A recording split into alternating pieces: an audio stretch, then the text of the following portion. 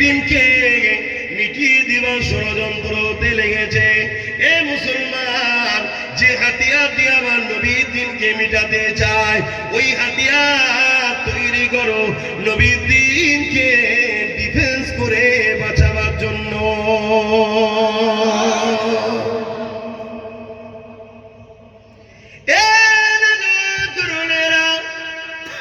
মাইকের মুখ দিয়ে কথা বলছি, ঘরের মধ্যে দু চারজনকে নিয়ে গুজুর গুজুর করছি না, হাজারো সোশ্যাল মিডিয়ার মাধ্যমে দুনিয়াতে চলে যেতে লেগেছে।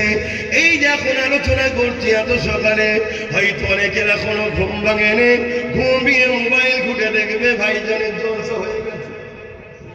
শুনছেন তো? ঘুম ভেঙে দেখে জলসা হয়ে গেছে। কি ব্যাপার নেই, কেন বলে এই জায়গায় এখন হয়তো রাত। তুমি কি ভাবছো আমার এই কথাগুলো শুধু বাংলার লোক শুনছে? এখন Dubai, France, Britain, America, Japan, German, ইন্দোনেশিয়ায় সব জায়গায় আমার দাদা হুজুরের ভক্ত মুরিদ আছে না না? আর আল্লাহ শুকর, যারা দাদা হুজুরকে ভালোবাসে সত্যি, আব্বাস সিদ্দিকীকে সত্যি দিলে রে কথা মাথায় ঢুকছে না? কেন সবাই যা করে নিজের বাপের জন্য করে, আর আমি যা করি দাদা হুজুরের জন্য। মিলিয়ে দেখো দেখো, ওখানে ইনি আটল কাল খুলেছে কার নামে? আমার আব্বার নামে।